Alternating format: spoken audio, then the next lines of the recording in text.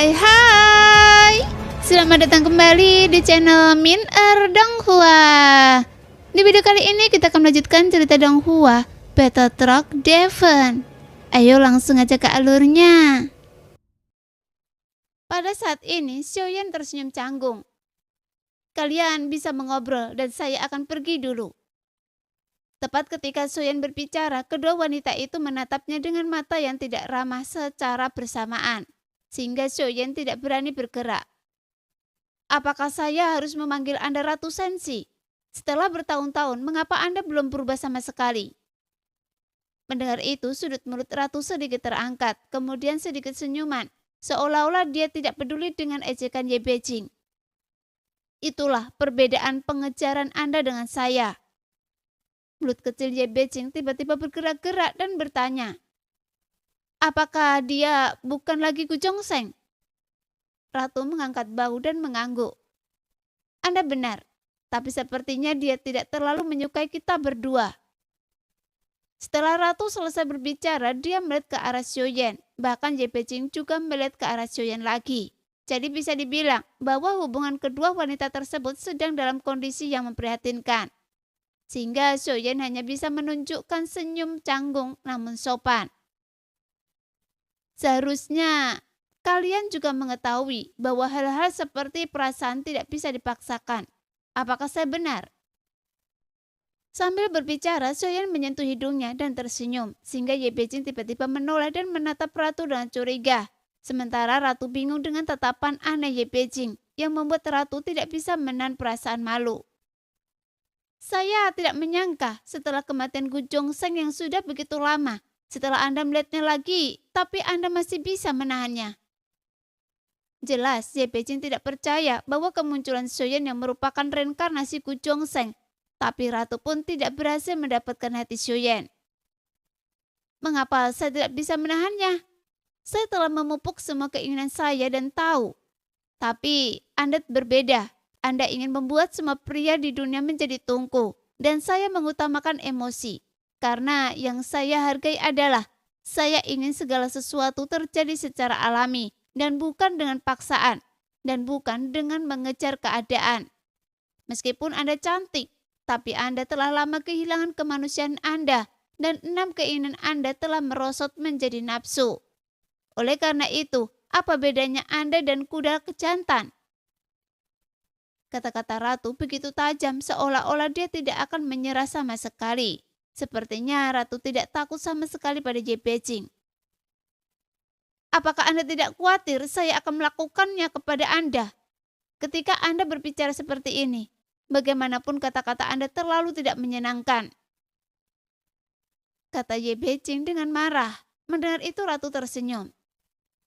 Dengan kebajikan Anda, tidak heran Gu Zhongsheng meremehkan Anda. Bahkan setelah dia berinkarnasi pun, dia masih meremehkan Anda. Tapi Anda dapat mencobanya dan melihat apakah dia akan melindungi Anda atau saya.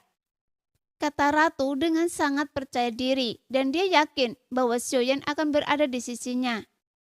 Tepat ketika kata-kata itu keluar, Ye Beijing menatap Xiaoyan, namun dia tidak memiliki keraguan bahwa Xiaoyan pasti tidak akan melawan Ratu. Lagi pula dia telah melihat pertempuran Xiaoyan sebelumnya. Awalnya dia tidak yakin tentang kekuatan Xiaoyan saat itu. Tapi pada akhirnya, entah bagaimana Xiaoyan melakukannya. Bahkan Chang Meishi pun sepertinya dilenyapkan olehnya. Meskipun sebelumnya Ye Beijing juga mewaspadai Xiaoyan ketika dia berada di dunia kuno Dewa Iblis Abadi. Dan Xiaoyan memberi kesan pada Ye Beijing bahwa dia bisa melihat kekuatannya sekilas dan dia yakin bahwa Xiaoyan tidak memiliki kekuatan tersembunyi. Tapi jika bukan karena kemunculan jiwa terbelah Suzhou yang benar-benar membuat Xiaoyan menghadapi situasi hidup dan mati, Ye Beijing akan merasa dia tidak akan bisa melihat kedalaman kekuatan Xiaoyan yang sebenarnya.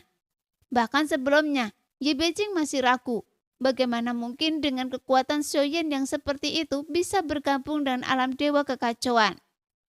Adapun Suqian Taiyi, dia tidak memiliki keraguan tentang kekuatannya. Bahkan Suzhou, Ye Beijing mengetahuinya. Meskipun kali ini Suqian Taiyi sepertinya mengelak, tapi nyatanya kekuatan tempurnya sama sekali tidak seperti yang terlihat di permukaan. Meskipun dia terlihat takut pada Ye Beijing, tapi dia hanya berpura-pura. Bagaimanapun ada banyak orang jenius dan berkuasa dan mereka mungkin memiliki bakat yang sangat tinggi dalam budidaya. Tetapi tanpa kota yang cukup dalam, sebenarnya sangat sulit untuk didaki.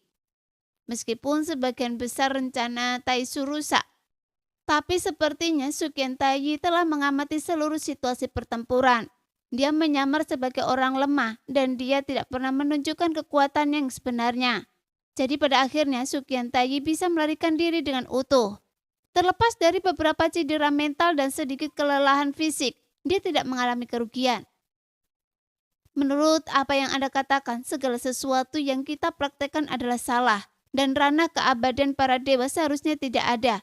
Apakah Anda tahu bahwa manusia dan hewan berkembang biak melalui nafsu, yang merupakan aturan reproduksi kehidupan?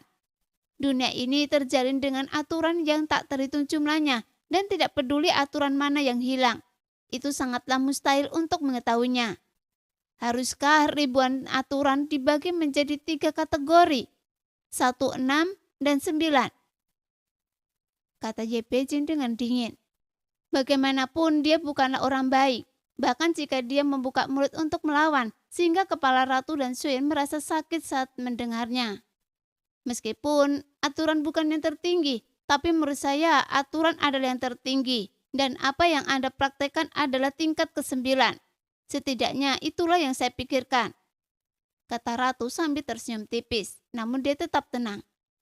Ye Beijing mengepakkan tangannya karena dia tidak suka menyanyiakan kata-katanya.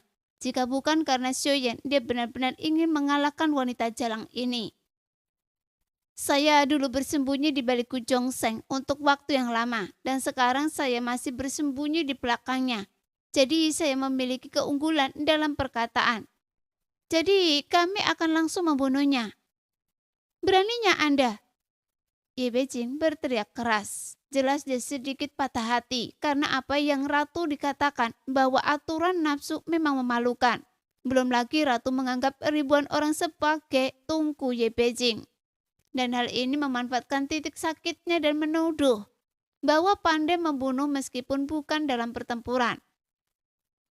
Kalian berdua sama-sama makhluk yang abadi. Meskipun kalian berdua berada di alam yang lebih tinggi dari saya, tapi kita bisa mendiskusikannya. Bagaimana dengan saran saya? Pada saat ini, Xuyen berkata sebagai penengah, namun Ratu berkata dengan tenang. Setiap orang memiliki bidang dan keahliannya masing-masing. Jelas, kecerdasan Ratu tidak diragukan lagi. Hanya beberapa kata saja, dia bisa membuat Ye Beijing tidak dapat menerima apa yang dikatakannya. Kalau begitu, kita akan bertarung sampai mati. Kata Ye Beijing dengan marah, tetapi tentu saja Ratu tidak akan memilih untuk setuju. Bertarung sampai mati? Ratu mencibir. Untuk menghadapi saya, tidak harus membunuh orang untuk menyelesaikannya. Kalau Anda hanya bisa diselesaikan dengan membunuh, itu hanya menunjukkan bahwa orang tersebut bodoh dan tidak punya otak. Ketika Ratu terus bersikap agresif, Xuyen berkeringat deras. Takut Ye Beijing tidak akan mampu menahan diri untuk tidak memukulinya. Bahkan jika dia berada di pihak Ratu dengan kekuatannya saat ini, dia mungkin akan dipukuli sampai mati oleh Ye Beijing hanya dengan satu tamparan. Hei, kalian berdua, bisakah kalian mendengarkan saya? Begitu Ye Beijing sangat marah, Xuyen harus berdiri di tengah dengan tenang. Namun kemarahan yang diarahkan padanya tiba-tiba muncul saat kedua wanita itu menatap Xuyen secara bersamaan. Tapi saat menghadapi tatapan yang melempar batu ini, Xuyen menunjukkan ekspresi tersenyum. Mengapa kita tidak membicarakan tentang Chang Meishi sekarang?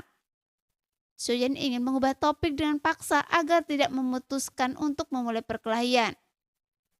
Dalam hal ini, bukankah hanya kita berdua yang harus membicarakannya bersamaan? Ye Beijing memandang Xuyen dan memberinya tatapan menghina pada Ratu. Apakah Anda pikir mengenai Chang Meishi, Anda lebih tahu daripada saya? Ratu berkata sambil tertawa kecil. Mendengar itu, Ye Beijing merutkan bibirnya. Tiba-tiba dia merasa bahwa meskipun Ratu tidak dipilih oleh alam dewa kekacauan, tapi dia mengetahui sesuatu tentang Chang Meishi. Namun Xuyen sangat percaya bahwa ratu pasti mengetahui sesuatu tentang Chang Mengxi. Bahkan, Xiaoyan berani mengatakan bahwa perkembangan pertempuran sebelumnya sesuai dengan pengaturan ratu. Bagaimanapun, Xiaoyan juga merasa bahwa kebangkitannya bukanlah suatu kebetulan, tapi agar Xiaoyan untuk sementara waktu bisa mendapatkan kekuatan Sunsang. Karena dalam hal ini lebih seperti pengaturan yang sangat hati-hati, sehingga Xiaoyan bisa memperoleh banyak hal dari pertempuran ini. Meskipun kekuatan tubuh abadi Xiaoyan jatuh ke bintang 3, Xiaoyan bisa mendapatkan boneka Yuan Shen, dan itu akan dapat memainkan peran besar apapun yang terjadi. Jika Xiaoyan dapat merebut tubuhnya dan bisa menghilangkan jiwa di dalamnya, maka Xiaoyan akan memiliki 2 avatar Yuan Shen. Lagi pula selain Zetian yang berada dalam ruang panci penekan jiwa, ada juga jiwa terbelah Suzhou. Jika Xiaoyan dapat mengontrol jiwa terbelah Suzhou, maka Xiaoyan akan memiliki kekuatan tempur yang kuat. Bagaimanapun jiwa terbelah Suzhou ini lebih memilih menghancurkan diri sendiri daripada dikendalikan oleh Xiaoyan. Dan itu sudah menunjukkan bahwa jiwa terbelah ini sangat penting bagi Suzhou. Hanya saja untuk saat ini Xiaoyan masih terlalu lemah untuk bisa mengendalikan jiwa terbelah ini. Tapi jika dia cukup kuat di masa depan dan dia benar-benar melawan Suzhou dalam perang berikutnya, maka jiwa terbelah Suzhou menjadi langkah pembunuhan yang besar. Nah, demikianlah video hari ini. Terima kasih yang sudah menonton video Min Er sampai selesai. Sampai jumpa lagi di video selanjutnya. Bye-bye.